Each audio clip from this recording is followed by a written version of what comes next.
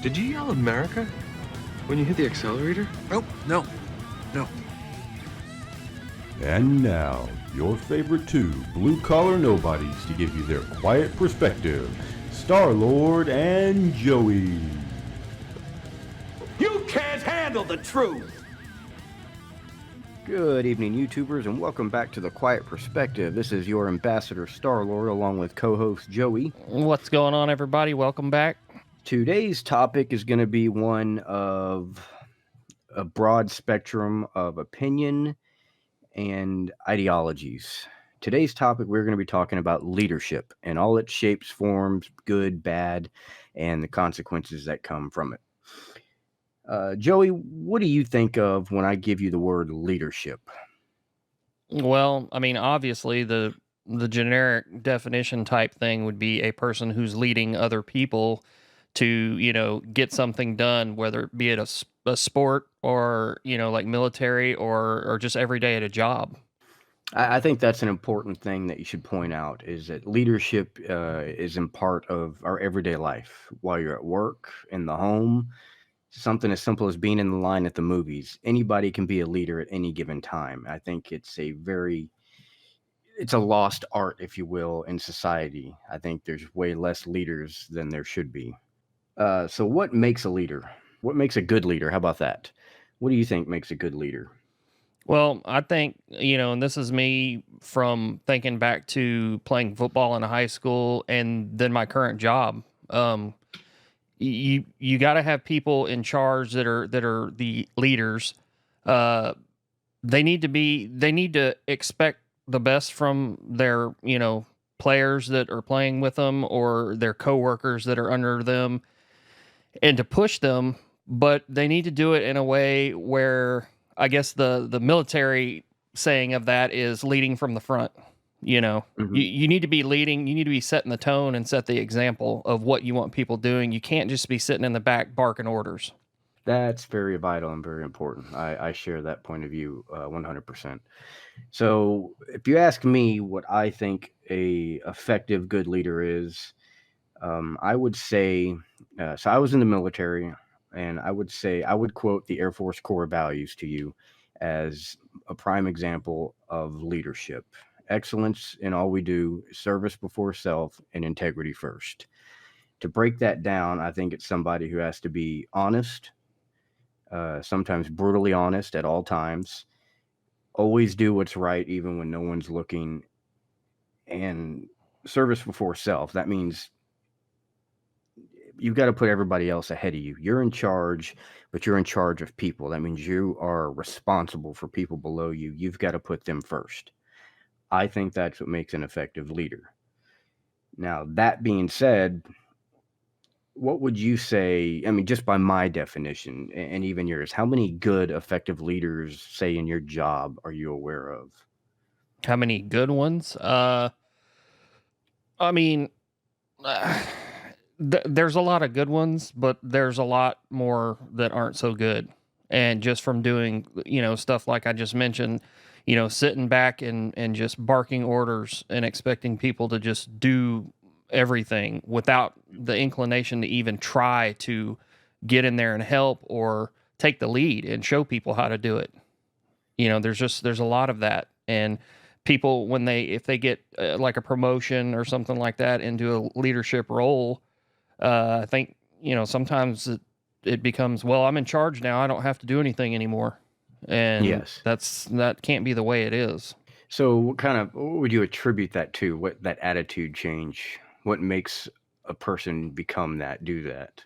Well, I mean, like in my job, I think, it's the same as a lot of companies and a lot of occupations around the country right now. The workforce in a lot of different jobs are getting older, and maybe they haven't hired as much as they should. And they're getting to the point where a lot of the old guys are retiring, and they need people to step into these leadership roles. They're losing people faster than they can make quality employees.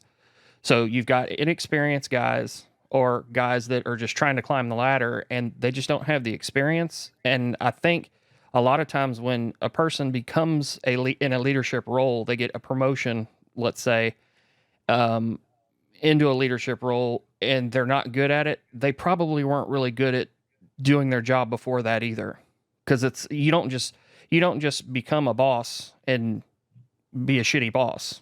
I mean, it's an attitude, and your work ethic probably was suffering before the promotion. I see. I would think that I attribute it to selfishness and greed. I think it's a more introverted perspective. I think it's a personality trait. I think people become selfish and greedy, and they get to where they want to be, and they say, "To hell with everybody else. Now I'm in charge. I'm gonna do what I want."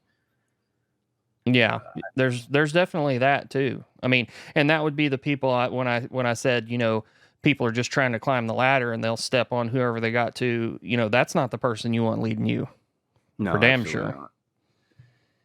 So, if you could look back through history, who could you pick out that you would say is a good leader? Oh man. Like historically, I would say when I think back in history, like a long time ago, I think one of the groups of people you could look at is like the Allied commanders during World War II. Because you talk about a time where in history where you need some damn good leadership or Hmm. things are going to get really bad. Winston Churchill is one of them. I mean, I would definitely agree with that. Why would you say he was a great leader? well, because besides the fact that he was just, tactically sound as far as the military aspect, and I've read books about him. He's one of them ones that he would when in his younger days, he would be out there in the front. He wouldn't be hiding in the back. He would be doing the leadership by example, like I was talking about. See, I like that. I think that's the most important thing a leader can do. It goes a long way as far as respect, but I think it gives credence to their orders when a guy knows you're not just sending them out there to do some BS. You're not doing something they wouldn't do themselves. And I think that's very important. I as a leader would never do that personally. Yeah. I'm going to go with you, the military route. My personal hero always has been General James Doolittle, the commanding officer of the Doolittle raid in World War II. They took B-25s off of a carrier after Pearl Harbor, and they attacked Tokyo and a few other towns in Japan. He's my personal all-time favorite hero as far as leaders go. Always have been. And the reason why I idolize the man is, like you said, he led by example. He came up with the idea for the retaliation with the B-25s, and he was told to actually sit out. He wasn't even supposed to fly. He gave his commanders the finger and said, "I'm going to fly with my boys. I'm not going to have them do something I won't do." And he sat in the pilot seat on what was essentially a suicide mission. None of them thought they were coming back. So much so that after he actually ditched his plane in China, there's a famous picture of him sitting on the wing of his broken B-25 with his head down on his knees. He thought he was going to be court-martialed when he got back to the States. He thought he was done for. He thought the mission was a failure. And that's the kind of leader he was. He took a huge risk with his men and then was willing to accept the consequences. I think that's another big fact. You, as a leader, you got to be able to take what's coming at you. Right. You can't cower down and just, again, like you said, sit in the back. I know a lot of leaders that do that, who like to deflect. Let's talk about it in the workplace. How many bad leaders are there? People Mm, who show it, favoritism or push a job off on someone else because they don't want to do it. Or uh, and my all-time hatred, they lie. They lie to cover their own butt or to throw someone else under the bus to keep themselves from getting in trouble for something they are responsible for. exactly. We've all seen it. I mean, if you've got any kind of job, I mean, if you work, you've probably been around somebody that's done one of those things, if not multiple. And it's really frustrating when you're trying. It's something you wouldn't do, and somebody does that to you, and it's so blatantly obvious that that's what it is. They're just trying to cover themselves, make themselves look good, or basically what irritates me about when people do things like that is when it's just out of pure laziness that they just don't want to do something, and all you're doing is screwing the next guy. Yeah. So, to add on to that, the trickle down effect, the consequences of what we call toxic leadership, I think are very far reaching, down to the very bottom rungs of society. I think it's something that ruins society because it starts from the top. We've got leaders everywhere in Congress, the presidency, the Senate, everywhere. You've got bad leaders making bad decisions for people under them, and it trickles down. Eh, what happens in your job when you have a bad leader? What does it do to you and everybody around you and to the job? How does it affect everything around you? Well, on the extreme end of that, because I'm a lineman. I work on power lines. Bad leadership can end up getting somebody killed. On the Hmm. extreme bad end. More often than not, that's not the case. It's just ends up leaving customers with a bad situation that should have been fixed, or like I said earlier, screwing the next guy that has to come behind them. And as far as it trickling down, like I was saying, we've got a lot of young guys now that we're working with and trying to get them ready and get them prepared, because one day they're going to be in the leadership position or they're going to be by themselves. And when you've got young guys going out with guys who are lazy and don't want to do the right thing, um, that breeds laziness. Bingo. Yeah, that's something that's kind of where I was going with that, the trickle down effect. It affects everybody in one way or another. Kind of what you're describing. You're describing like an actual output in the job. The job's not going to get done right. They're not going to learn right. Things are just going to get screwy. But morale wise, the work environment, people are pissy, cranky, shitty. They don't want to Oh work. yeah. They don't want to do stuff with you. When it's something as simple as your boss coming in and just treating one guy like crap. Treating one guy like crap can ruin everybody's day, because then he's going to treat two guys like crap, and then downward, downward, downward. Yeah. Somebody's going to not do their job right. And unfortunately, that works, like I said, in every aspect of life. We have leaders everywhere. Something I think that's very important that we are losing big time is our young people need leaders young, and we are not seeing that. A prime example I want to throw out there of toxic leadership is in youth sports. I'm sure you've seen it. I know you've seen it. We coach together. Yeah, we saw it together. It's absolutely ridiculous. So there's a thing in baseball, softball called daddy ball. That's when coach's kid gets to play daddy ball. That means that kid could be the worst person on the team, but he's going to start no matter what, because that's coach's kid. And that is a prime example of toxic leadership, selfishness, and greed. We both had daughters on the softball team, and I don't know if you saw it the same way I did. I treated my daughter way worse than everybody else's daughter. I wanted to make sure that I was not playing daddy ball. Yeah, and I expected more out of my daughter than I did the Absolutely. others. I made it harder on her. She didn't get the praise from me for doing something, fairly routine or simple. I mean, she had to really do something for me to get all excited about it. And it Absolutely. and it was probably a little too much at sometimes, but I would say yes. that's because I don't want to project that in front of the other parents. Because it only Yes, takes one time. Your kid actually does something really good, and you're hooping and yes. hollering, and then look at Coach Joey. He's of course Yep. he's hooping and hollering about his daughter.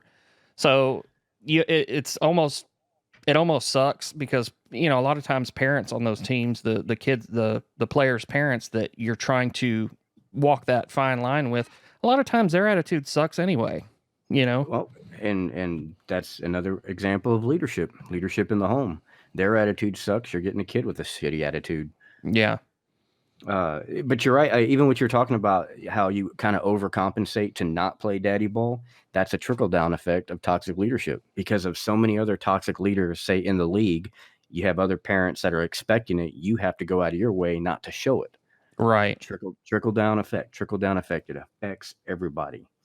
And just speaking on the kids sports, one little thing too to add, when you have that situation where you've got a coach and it's the daddy ball situation, the one of the worst players on the team, and they're starting at one of the premier spots. If it's baseball, they're at shortstop, or they're pitching and they suck. What does that tell the other kids that know damn good and well they're better than that kid, but there's nothing they can do? It It discourages the hell out of them. Yeah, and what do you think they're going to do? They're going to stop putting in as much effort. They're not going to grow as a player, and they're going to come Hmm. away from that sport, at least that particular team, and with the thought that, well, I can be bad at stuff or not very good at my job, and I'll just still be able to have my job. It's Yep. breeding And mediocrity, is what it's doing. exactly, and that brings in the whole society thing I brought up. It's a part of the downfall of society. What we're talking about has given risen to uh, the what do you call it? The PC culture of everybody gets a trophy now. Oh man, I explained to Toxic my leadership. daughter. It was our first year in Santa Fe when we met y'all. We were on that team, and remember we came in dead last, right? Out of like what Hmm. 4 or 5 teams, came Yep. in dead last, and of course we had to go to closing ceremonies. And the first place team got a big trophy. Obviously, they deserved it. They won the league. All the other teams got the same size, smaller trophy. All the kids got a trophy, participation trophies, and I was kind of pissed off. Yeah. And my daughter, I was proud of my daughter because she was. How old were they on that? That was like 8 and under, I think. God, I don't even So remember. she was probably like 7, maybe almost 8. And I remember driving home, and I was pissed off about the trophy. But and I'd told my wife, why. I'm like, they came in dead last. They don't need to get trophies. What are they? What are they for? And but I didn't want to make a big deal because it is a 7-year-old. But I did ask her on the way home. I said, And they've come to expect it now because of "Yeah, the well," culture. I asked my daughter. I said, "Hey, what do you think about that trophy?" And she just kind of looked at it and kind of shrugged and said, "I don't know. We didn't come in first, so I don't know why we even got one, but I guess it's That's okay." You know. awesome. And then I went ahead and had the talk. I said, "Well, you're exactly right, and you shouldn't have gotten a trophy." I said, I don't know why you didn't get a trophy. But there again, just like I said a minute ago, you've got all these crappy teams and crappy players, and they're getting the same trophy as all the other teams that did better than them, save for the first place team that got the really big trophy, you know? Yep. So It just sets a the bad worst example. player on the worst team can look at that and say, wow, uh, I got the same trophy as all the girls on the second place team got, and we didn't win a game. So I should get a trophy for doing nothing. Or when they Hmm. grow up, I should be able to be bad at my job and keep my job and get a raise. Just like the guy that's really putting out and working hard. Yep. Like you said, breeds mediocrity. Yeah. So I'm going to give you another example of a leader that I want to point out for a reason because I think he's a prime example of a leader, but maybe not for the reasons you're going to think. I'm going to say his name. You'll agree right off the bat, but probably not for the same reasons. Abraham Lincoln. I think we Okay. can all agree that he's a great president, great leader, correct? Right. Yeah. The reason why I throw him out there, common misheld conception, he freed the slaves, he loved black people, whatever it was. You realize he never actually was for freeing slaves. Yeah. That was never his main goal. He was famously quoted, and I'm paraphrasing, saying, "If I could have kept the Union together and not freedom, I would have." Right. So I don't necessarily agree with that ideology, but I do agree with what he did. As a leader of a nation, he took the role as a leader of a nation, put his own personal ideology aside, and did what was good for the nation.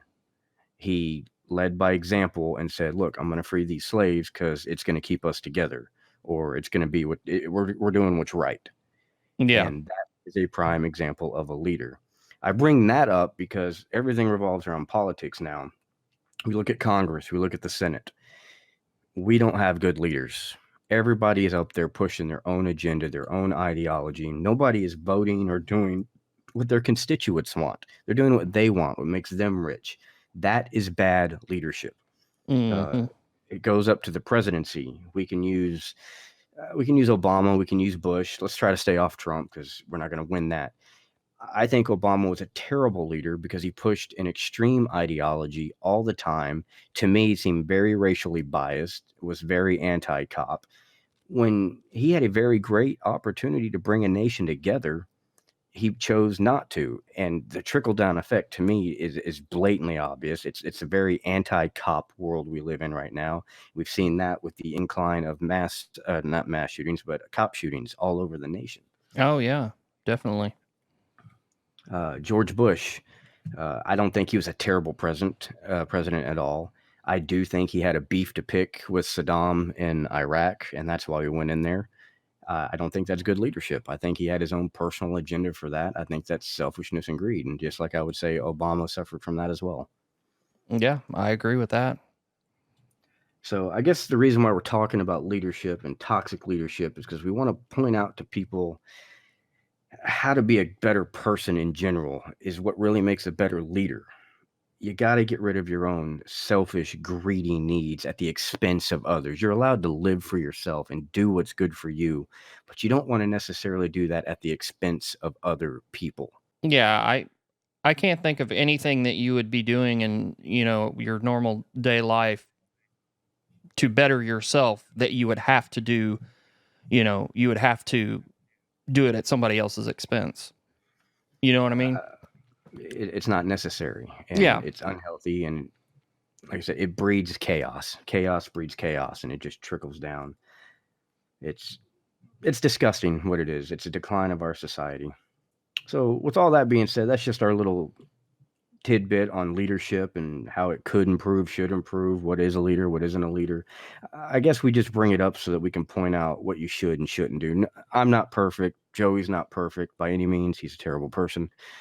Thanks. But but we know what it takes to at least go in the right direction. If I was talking to Congress, I'd say pull your head out of your ass, stop doing what's good for you and do what's good for the country. Even if the idea is coming from the other end of the aisle that you don't like or always agree with, if it's a good idea, it's a good idea. And I don't care. That's completely bipartisan. Anybody can do that. If you're a coach, be fair. I mean, I think that's the most important leadership role there really is. Think about it. You're building kids for the rest of their life. You can screw up a kid. You really can. Say you got a kid on the same team for 5 years and you're playing daddy ball and that kid's getting screwed over for 5 years. That's going to mess that kid up a little bit in the head, one way or another. Yeah, it's either going to implant that laziness and mediocrity and that bad attitude of I don't have to do anything and I can get the rewards that everybody else that did do something gets, or worse, it could ruin the kid on the sport. Period. You say 5 years. I mean, I don't know if I was a kid. Because some of these parents do force their kids to play sports pretty much because they're living through them. But outside of that, you get a situation where a kid is, say, an average player, not a all-star or anything, but a worse playing kid is playing ahead of them. That could just sour the whole experience, and that kid may quit forever. Whereas if it wasn't that situation, that kid may excel and get better, and who knows, get a college scholarship. Yeah, like I said, it's trickle down effect. It could keep going and going and going forever and ever and ever. So, that being said, whether you're a leader or not, you probably are and just don't know it in some aspect. Help pick other people up, lead by example, and don't be a dick. Yeah. It's really that simple. Yeah. So we'll end there on the leadership note, go into our social media minute, scroll through my little Facebook feed and see what we got going on now. Oh, big news. The final Star Wars trailer has been released. Looks fantastic. Rey is just Rey looks fine. fantastic. Yeah. No, absolutely fine. I've watched that trailer like 9 times today, and she's gorgeous. Scrolling. Okay, here's a funny meme. This is interesting. Speaks to what we were talking about. Judge Andrew Napolitano quoted, "The government exists for only one purpose, and that's to preserve our freedom." Yeah, it's to preserve our freedom, not your own, Congress. Yeah. Lead. Yeah. Do something. Here's a story about the Joker. We just did a little controversy show on the Joker. The story reads, "The Joker isn't incel nor a white supremacist." I haven't even clicked on this. I'm just trying to figure out who the hell went with white supremacist on the Joker. Why? Yeah. Why? When you read that, I'm thinking, why would it be? Why do we have to find a problem has the with Joker everything? ever been a white supremacist? Negative. So why would it all of a sudden be now? Well, I don't know. In the movie, he was making out with a black chick, so who knows? Here's an interesting headline. Maybe you can shed some light on it. You're more into it than I am. YouTuber PewDiePie has been banned in China. Oh, well, he's every now and again, every couple of months or so, he kind of does something a little controversial, which for it to be a banning offense in China is not really, it's probably not much to it at all. I haven't heard about it yet. I haven't looked into it. I'll check it out, but I would bet my money it probably has something to do with like what LeBron is running his head about and doesn't know what he's talking about. He probably made a comment about that and somebody got offended, like always. That's, you know. Speaking of offended, we'll end Social Media Minute with this headline that I'm reading out loud to you and am just appalled. Transgender activists force menstrual products brand Always to remove women from the packaging because apparently men can menstruate too. That's dumb. You've seen the commercial, the tampon commercial with the it's all men, right? No, I haven't. Oh my God, is that a thing? Dude. There's one part in the commercial where a grown man rolls over or rolls out of bed and there's a little blood spot. Are you serious? I swear. Father and son, kid walks in the room and he says something about basically they hug because they realize they're on their period together. It's the most ridiculous thing I've ever seen in my life. Wow. I don't know why. I don't know why women haven't gotten all pissed off about that, because you're really going to take that away from women? I mean, well, on that note, stay tuned to one of our future episodes where we will be tackling the transgender issue. Oh, yeah. Wow, that is disgustingly appalling. Okay, well, YouTubers, that's going to do it for this episode. This is your Supreme Eminent Star-Lord and Joey signing off.